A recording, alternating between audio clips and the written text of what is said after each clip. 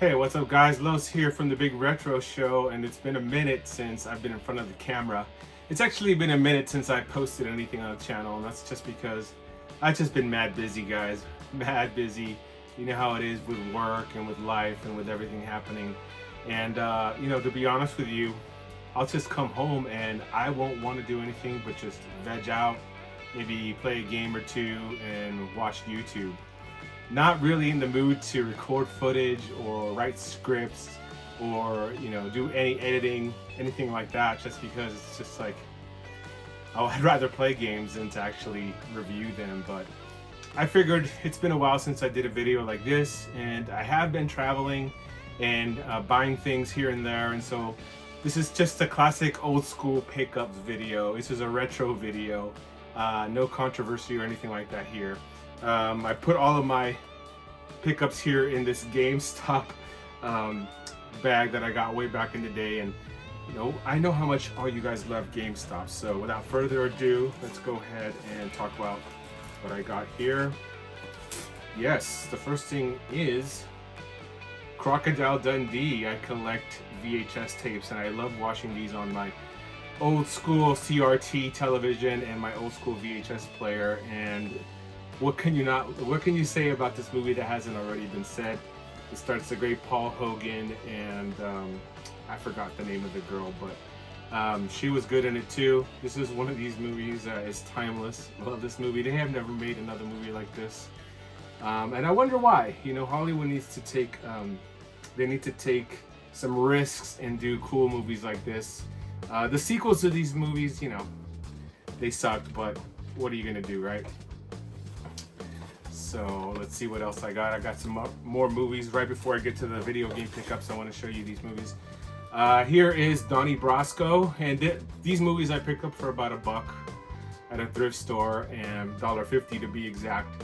And yeah, this is Donnie Brasco, classic movie with Al Pacino and Johnny Depp. This has to do with some gangsterism and some informant infiltrating La Cosa Nostra and doing what rats do, and that is busting them. And so this is one that I wanted to add to my collection, and I saw it in the thrift store, and I figured I'm gonna pick it up. I like this movie.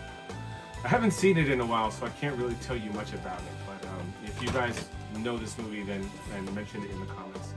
The next one I have is Glengarry Ross. Glen Ross? I don't know. I've never seen this movie, but it's got one hell of a cast. It's got Alec Baldwin, Jack Lemmon, Al Pacino, Kevin Spacey's in it, Ed Harris, and Alan Arkin is in it. And I felt like this is one that's probably going to be really good. And so I saw it for $1.50, and I figured I'm going to add this to my collection too, because I like collecting VHS. I do.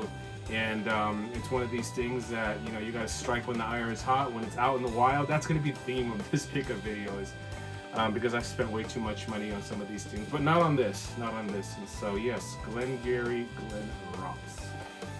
All right, and now at that same thrift store, before I move on to the other things, I found this copy of Layer for the PS3. This one seemed interesting to me. It looks like it's an RPG, an action RPG, and I hardly ever see games at the thrift store like this anymore. And if I do, they're like behind the glass, and they're priced like they're priced ridiculously, to be honest with you. And this one was only priced at $3.99, and so I wanted to pick it up, and it's super clean. Check this out. It is super clean. And I wanted to add it to my collection. I haven't played it yet, but I'm gonna, showing you footage of it here on this video, just so that you don't have to look at my face talking all the time. And so, Layer for the PS3. I hope it's good. I really hope it's good. Now, the next few things I'm gonna show you, I picked up at, I don't want to say top dollar, but at price charting dollar valuation, or whatever you want to call it. I didn't get any sort of a discount on these games, and actually paid like maybe $5 more total above what these games are worth. But this is the situation where I was in San Diego. My friend Took me to a pawn shop, and somebody had just sold a pawn shop a huge collection of Super Nintendo games and the system boxed. The guy wanted like $2,000 for just the games and like $300 for the box, and I didn't have that money to spend, obviously. So I went through the bins. He let me go through the bins and the collections, and I cherry picked the ones that I wanted. And the first game I'm going to show you here is, yes, the classic Castlevania 4. Wow, what an awesome game for the Super Nintendo. This is a must-have for any Super Nintendo enthusiast. Not that I am, because I was always a Sega Genesis guy, but this is a game that really set the mark for the Super Nintendo 16-bit consoles. And it's one that I honestly don't have in my collection, and I wanted to have it in my collection because it is this, everything is about this game is cool. The graphics, the level design, the weapons, the lore, it all built upon the Castlevania games from the 8-bit era and just made them all better, especially with the Mode 7 stuff, right? Love this game, had to get it. I think I got this game for like $50. You know, I went on price charting not too long ago, and it was like $53. So, but that didn't even everything out here, because I spent a lot of money on these games. Next up is Speedy Gonzalez, Los Gatos Bandidos. I've never seen this game before. I've actually heard it, but I've never seen it out on the wild, and I've never played it. I hope it doesn't suck. I hope it's kind of like a Sonic. I'm expecting kind of like a Sonic-like experience. I hope it's not like that Death Valley Rally game on the Super Nintendo, you know, with Wile E. Coyote and the Roadrunner. I did not like that game. I actually traded that game. I bought that game and I traded it for Super Star Wars, and I'm glad I did that. But you know, as you can see from the footage, this is what it looks like, and I won't know what it looks like until I play it. But I'm hoping it's good. Hoping it's good. All right, so up next I have Super Ghouls and Ghosts, classic game for the Super Nintendo. This game, guys, is very frustrating. I'm sure you guys know. This is the very definition of Nintendo hard, or I want to say old school hard, because it's not really Nintendo hard.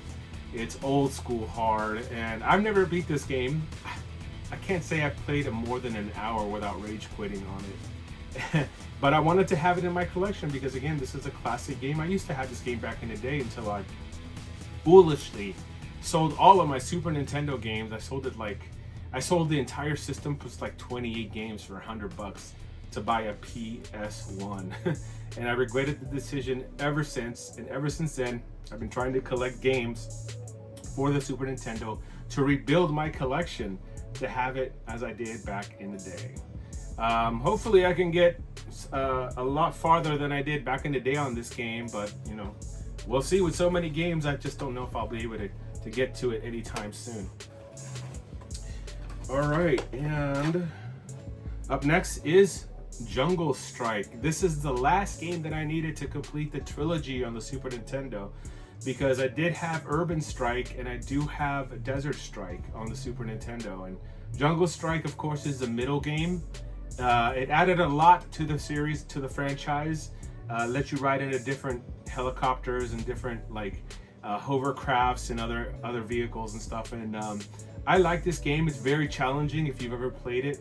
Very challenging, and you know, it's got all that good helicopter combat that you know and love from Desert Strike, and it built upon that, you know, built upon the success of it. But I finally completed my trilogy on the Super Nintendo, and I'm happy for that. And you know, this game was probably like $10 or $12. I forget, maybe it was 15. I don't remember. I paid $160 for all of these games, guys. I paid $160. I know I spent way too much, but it's video games, right? Nowadays, it's like one game costs $70-$80, and you can get 2 games of nowadays. But you know, I got 5 Super Nintendo games that I wanted, and I have no shame in that. And the last game that I got here is Contra 3: The Alien Wars, one of my most favorite games on the Super Nintendo. Finally found it out in the wild. It was decently priced. I think I paid $50 for it. And price charting, I don't know, I think I saw it for like 48 bucks. I paid like $2 over. But yeah, Contra 3 The Alien Wars is one of these games that has to be in everyone's Super Nintendo collection, especially if you love run and guns like I do.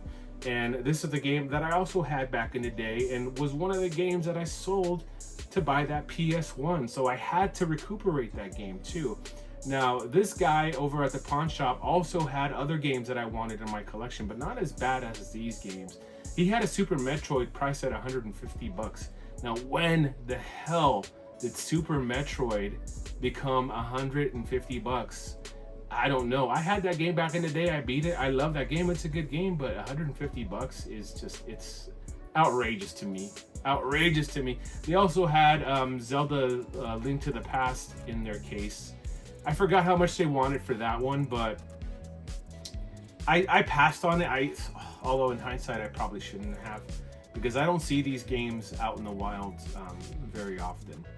And so, yeah, I think I'm going to be, going on Facebook Marketplace or eBay or somewhere to try to get this game back. Maybe I'll get lucky and find a Super Metroid for less than 100 bucks, because that's one of these games that just has skyrocketed in prices. I don't know why. Maybe it's like these retro people who are out and about game hunting and reselling and doing their thing and stuff like that, and it's caused the prices to go up, unfortunately. And yeah, I have been recording footage for a video that I've been wanting to do. It requires a lot of recording and editing and writing the scripts, because here on the Big Retro Show, I don't use any AI scripts. You won't get any perfect sound. You won't get any nothing will be as perfect as the AI recordings that people use nowadays on these videos that I've been seeing on YouTube all over the place. And so everything I do is all homemade. Every sound that I record, every script that I write is all homemade. I actually play these games. I don't input something into like ChatGPT and ask them to give me a summary of it and then just throw that in a sound AI recorder. And everything I do is all fresh, and that's why it's taking me so long to do this one video that I've been wanting to do. And so please bear with me. I know it's been a long time, but thank you for tuning in today, and thank you for sticking with the Big Retro Show. I do have some more video ideas that I want to do, and hopefully I'll get the time to do them when I'm not playing Resident Evil Requiem or the other games that I have in my backlog. Anyways, guys, that's going to be it for this video. I hope you enjoyed it. If you did, give it a thumbs up and consider subscribing to the Big Retro Show, and I will catch you next time. Peace.